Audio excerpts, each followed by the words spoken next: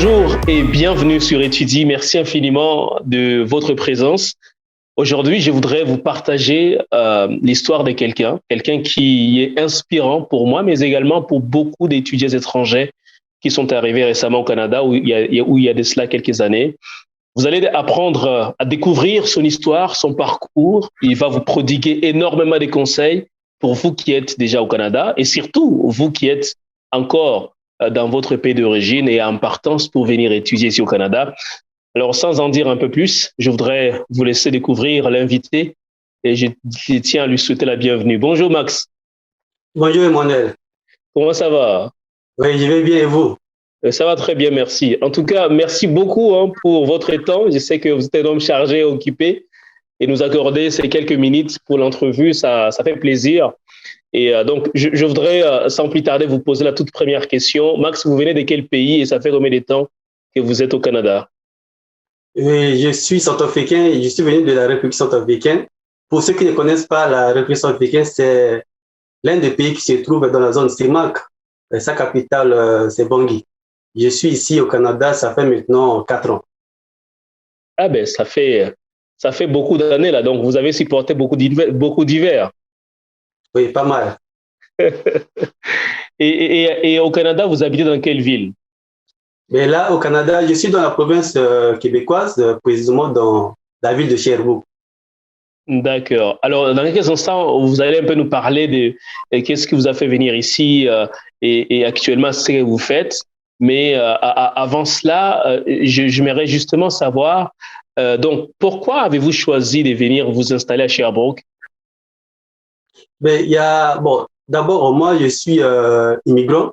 Je suis venu au Canada par l'invitation du gouvernement du Canada. Et c'est Sherbrooke qui m'a accepté et je suis venu à Sherbrooke. Donc, arrivé à Sherbrooke, je me suis inscrit dans une université, une des grandes universités au Québec. Le nom, c'est l'Université de Sherbrooke. C'est là où je suis en train de profiler ma formation. Ah, mais ça, c'est très intéressant. Et qu'est-ce que vous faites à l'université? C'est quoi le programme que vous faites? Et le programme, c'est un programme baccalauréat. La durée, c'est 3 ans. Mais quand pendant l'été, tu prends l'inscription, ça peut durer 2 ans. Mais moi, j'ai fait 3 ans parce que je suis dans le programme coopératif. Donc, il me reste une session seulement pour terminer ma formation. Et au cours de ma formation, j'ai bénéficié des stages coopératifs. Ah, mais ça, c'est très intéressant. Vous allez nous en dire un peu plus à propos des stages parce que c'est une des questions que l'on nous pose assez souvent. Et donc là, vous étudiez au baccalauréat, vous êtes pratiquement à la fin de votre parcours. Qu'est-ce que vous trouvez des différents entre votre système, les systèmes dans lesquels vous avez étudié au pays et celui que vous connaissez maintenant au Canada? C'est quoi la différence? Oui, Emmanuel, il y a tellement de différences. Euh, J'imagine. je ne peux pas tout présenter, mais je vais quand même dire quelque chose par rapport à ces différences-là. Je pourrais dire simplement, ben, je prends le cas des évaluations. Au Mhm. niveau des universités ici, ben, il y a 2 évaluations classiques. Évaluation de mi-parcours, communément appelé intra, examen intra, et examen de fin de session. Mais parmi ces évaluations, il y a encore d'autres évaluations. Donc, les étudiants peuvent travailler en groupe de 3, groupe de 4, pour présenter un projet de travail. Et il y a aussi des travaux où l'enseignant donne aux étudiants sous forme d'un travail pratique. Tu fais ça, tu déposes. Il y a aussi ce qu'on appelle les mini-tests. Les mini-tests, le plus souvent, les enseignants donnent aux étudiants à partir de troisième semaine ou 4e semaine de cours. Puis, Mhm. donner la possibilité aux étudiants d'être prêts pour aborder les examens. Et les contenus de cours ici, vraiment, c'est quand même intense. Ce que moi, j'ai fait au pays, parce que sans plus, ben, je peux quand même me dire que j'étais à l'université au pays, en Centrafrique, je suis allé encore étudier au Congo-Brazzaville et je suis arrivé ici. Mais je vous dis, il y a une très grande différence. Ce que moi, j'ai l'habitude de faire pendant 9 mois, mais ici, on me donne dans 3 mois. Il y a une Wow. qualité, il y a aussi la qualité. Les enseignants sont vraiment très, très, très proches des étudiants. Donc, même si tu veux avoir un rendez-vous avec un enseignant, il est toujours disponible pour te répondre et puis pour te satisfaire à toutes tes demandes. Donc, il y a pleinement des choses comme différence, mais je ne peux pas tout mentionner. Peut-être tu pourras me poser certaines questions, je pourrais toutefois revenir sur ça. Tout à fait, tout à fait. Non, c'est déjà assez intéressant de voir qu'il y a une nette différence, en tout cas entre ce qu'on a connu au pays et ce qui se trouve ici. D'ailleurs, je ne sais pas si vous pouvez les confirmer ou pas. Moi, je me rappelle quand on était au pays, à l'université, on pouvait avoir jusqu'à 15 cours, 16 cours. Ici, souvent, on a 5 cours. Et est-ce que c'est la même chose? Oui, ici, quand tu étudies en temps plein, c'est à partir de 4 cours. 4 cours, c'est équivalent de 4. Mais 4 cours, c'est équivalent de 12 crédits. Donc, un cours équivaut à 3 crédits. Mais nous, en Afrique, soit au pays, on parle de coefficient. Mais ici, il s'exprime en termes de crédits. Maintenant, quand tu as 5 cours, c'est là que tu as 15 crédits. Mais je vous dis, quand tu as 5 ou 4 cours, mais on te dit tu étudies en temps plein. Temps plein là, cela prouve que de lundi à samedi, tu es toujours dedans et puis c'est pas évident. Parce que le temps est tellement court, il y a beaucoup de choses. Il fallait que tu sois vraiment prêt pour préparer les examens et déposer aussi les différents travaux. Donc, pas question de donner 15 cours, 12 cours. Mais on te donne seulement 4 cours au fur et à mesure. Dès que tu termines une session, les autres cours vont venir au fur et à mesure. Mais il y a quand même du boulot à faire. En effet, il y a beaucoup de travail à faire. Max, il y a aussi, souvent on parle des chocs culturels. On dit que quand les gens arrivent au Canada, vivent un certain choc culturel. Est-ce que vous, ça a été votre cas ou en tout cas, comment vous avez vécu vos premiers moments à votre arrivée au Canada? Oui, choc culturel, évidemment. Nous qui sommes venus, moi je suis venu pendant la période fin d'automne, début hiver. C'était vers fin novembre. Mais je vous dis, moi qui suis de l'Afrique centrale, et nous sommes dans la zone subsaharienne de l'Afrique. Là-bas, quand on dit la température baisse, peut-être ça peut aller jusqu'à 10 degrés, 15 degrés. Mais ici, ben, tu peux voir jusqu'à moins 25, moins 30 degrés. Mais tout ça, ça n'empêche pas les Canadiens ni les Québécois pour travailler. Et toi, comme étudiant, tu seras obligé de sortir pour aller étudier et pour aller travailler. Donc, ça fait partie vraiment des coups durs que un bon nombre parmi nous, quoi qu'il en soit là, qui va vraiment te buter à ces difficultés. Il y a encore d'autres chocs. Il y a ce qu'on appelle choc linguistique. Oui, nous sommes francophones. On parle bien le français. Et les Québécois aussi parlent bien le français. Mais il y a ce qu'on appelle la différence dans la tonalité, y compris l'accent. Il y a un mot ici, au Québec, on dit la misère. Donc, quelqu'un te dit, j'ai de la misère. Donc, ce que tu vas dire, la personne a du mal à comprendre ce que tu dis. De l'autre côté aussi, les Québécois disent aussi, ils ont aussi des difficultés à comprendre tout ce que nous disons. Mais donc, il faut vraiment prendre le temps pour comprendre. Et puis, c'est la même difficulté dès que tu seras dans les universités, sur le campus, ce que les enseignants vont dire, ce que tes collègues aussi vont dire, ça sera vraiment difficile pour toi de comprendre. Donc, il faut prendre le temps d'emmagasiner et puis afin de bien comprendre ce que les autres disent. Et puis, toi aussi, tu vas aussi faire des efforts pour parler aussi normalement pour que les autres aussi puissent te comprendre. Donc, il y a encore d'autres chocs, mais je ne peux pas tout aussi énumérer.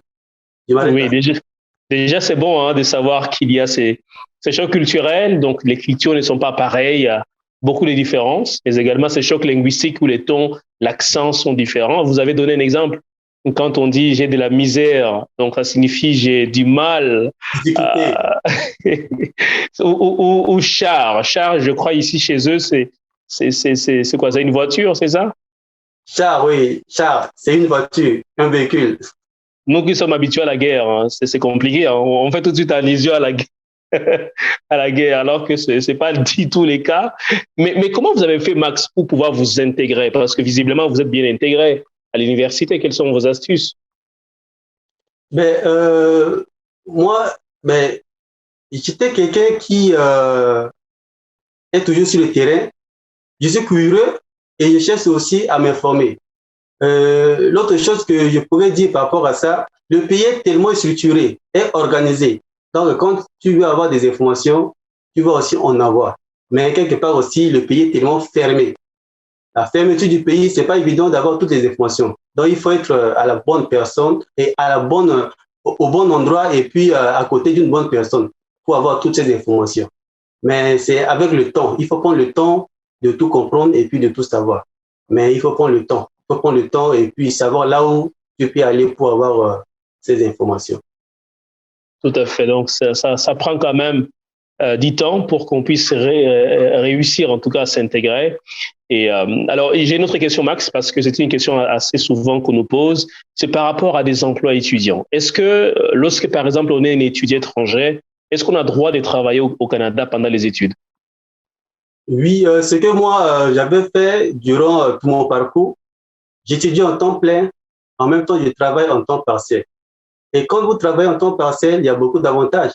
Les étudiants internationaux, y compris les étudiants qui sont d'ici, ils ont le droit de travailler sur place au campus. Il y a des ressources disponibles pour les aider afin de joindre ou de concilier l'école, études et l'emploi. Excusez-moi. Je pourrais dire que l'avantage que l'étudiant peut tirer quand il travaille en temps partiel, il étudie en temps plein, c'est quoi? Le premier avantage, c'est avantage financier. Quand tu travailles, tu vas avoir un salaire. Ce salaire va te permettre d'être indépendant financièrement, au lieu de dépendre toujours des parents. Même oui, même si c'est les parents qui te payent les cours, mais tu peux aussi aider les parents à réduire un peu ses charges en travaillant en temps partiel.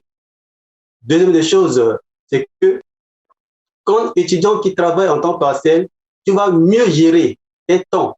Il n'y a plus le temps à l'oisiveté, ni au détente. Tu vas te concentrer sur ton travail et sur les études. Troisième avantage de travailler sur le campus, soit en dehors du campus, c'est que l'étudiant va acquérir aussi de l'expérience. Il y a ce qu'on appelle expérience québécoise. Tu peux seulement étudier, mais si tu n'as pas de l'expérience, comment tu vas faire? Quand tu travailles, tu vas avoir de l'expérience, en même temps tu maîtrises aussi le système. Donc, j'encourage beaucoup plus ceux qui vont venir travailler en temps partiel, étudier en temps plein. Mais ça dépend. Il faut vraiment bien serrer le coup pour joindre les deux bouts. Mais j'encourage beaucoup les étudiants à travailler à temps plein, à temps partiel et étudier à temps plein. Donc, le travail est là pour aider aussi ceux qui veulent travailler. Tout à fait. En tout cas, c'est vraiment des conseils assez sages et pertinents. Et Max, toujours sur la même ligne des pensées, il y a des gens qui disent que j'ai un CV que j'ai eu à fabriquer au pays, au Congo, Mali, Bénin, Togo, tout ça. Et voilà, je vais l'utiliser une fois arrivé au Canada, ça ne me posera pas problème. Est-ce que tu es du même avis? Bon, comme je vous ai dit avant mes propos, le système n'est pas le même système que nous avons vécu là-bas en Afrique ou en Europe, etc. Ici, c'est un système. Tu seras obligé de répondre ce qu'on appelle CV. Tu seras obligé de répondre.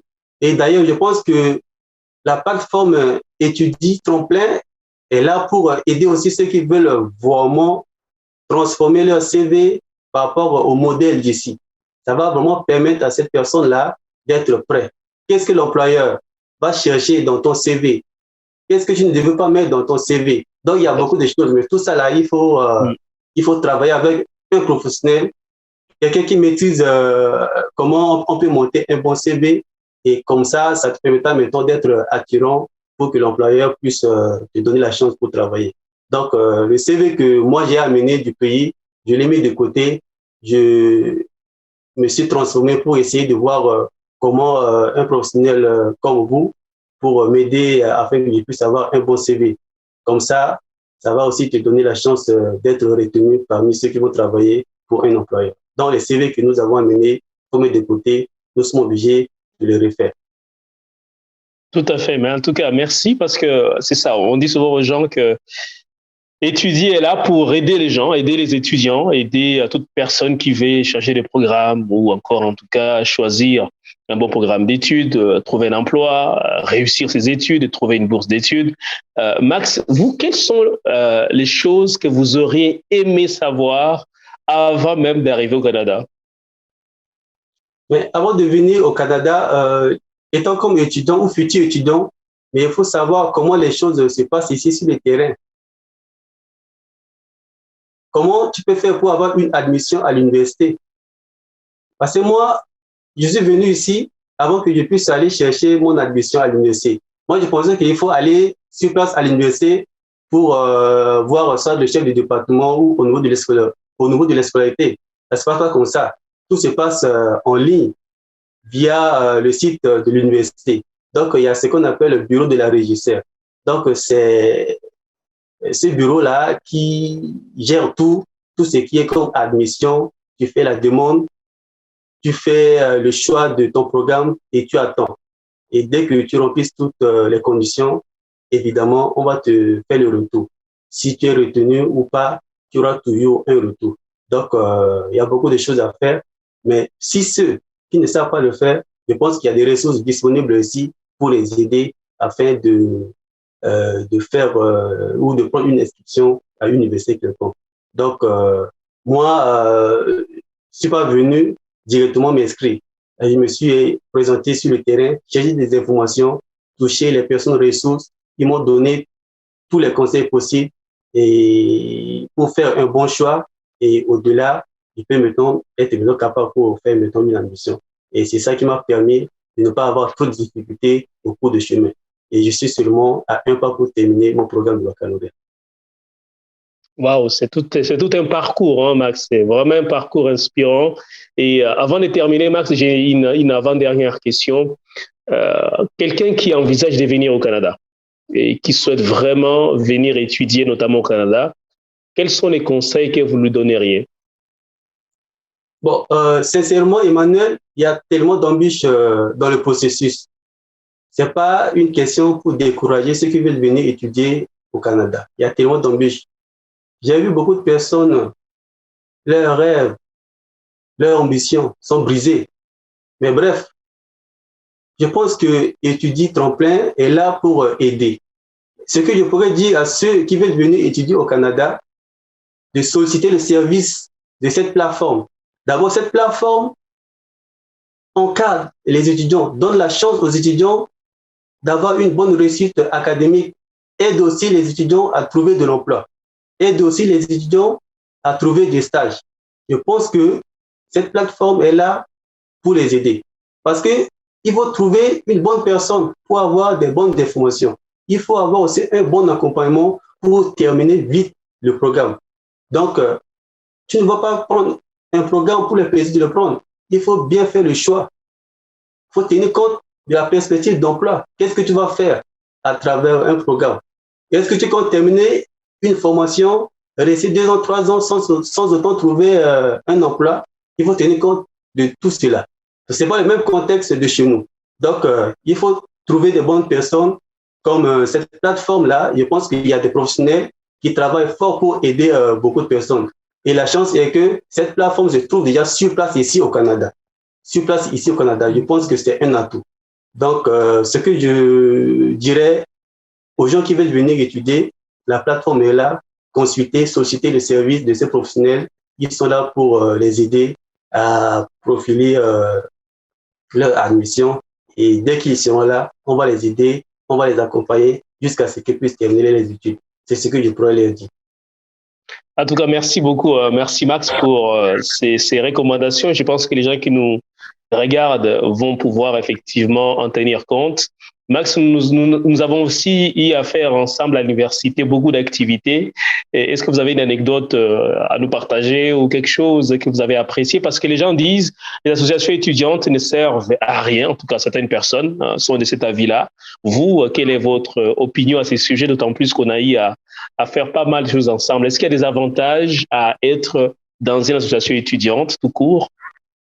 Bon, je pense que chacun est libre de penser, hein. Chacun est libre de penser. On ne peut pas empêcher les gens de penser. Donc, ils sont libres. Mais en ce qui me concerne, je sais que moi, je fus un responsable dans un regroupement des étudiants. Je pense que ces associations sont là pour aider ceux qui sont venus nouvellement, pour les encadrer, pour les accompagner et pour les informer sur le système. Et je pense que ces associations sont là pour la défense des intérêts moraux de ces étudiants. Donc, ces associations sont là pour vraiment aider les étudiants. Vous qui allez venir ensemble avec vos parents ou avec les amis, allez dans une association, chercher des informations. Il y a des gens là-bas disponibles pour les aider afin vraiment de comprendre comment le système marche. Mais si vous pensez que ces associations sont là, elles font rien, ces gens-là se trompent. Donc, ces associations sont là vraiment pour aider les étudiants de ne pas vraiment perdre beaucoup de temps. Donc, je les encourage, dès qu'ils seront là, il fallait qu'ils aillent vraiment chercher ces associations pour travailler afin d'avoir beaucoup de formations pour les aider dans leur réussite académique. C'est ce que je pourrais leur dire. Waouh, en tout cas, vous avez parlé beaucoup du mot système. Au final, je retiens que les systèmes sont différents, que ce soit les systèmes en matière d'emploi, en matière d'éducation, en matière d'immigration. C'est ce qu'on a connu au pays est radicalement différent de ce qui se trouve ici. Et d'où l'importance de se faire accompagner par des professionnels qui sont habilités par des ordres professionnels d'une part et d'autre part, qui ont été.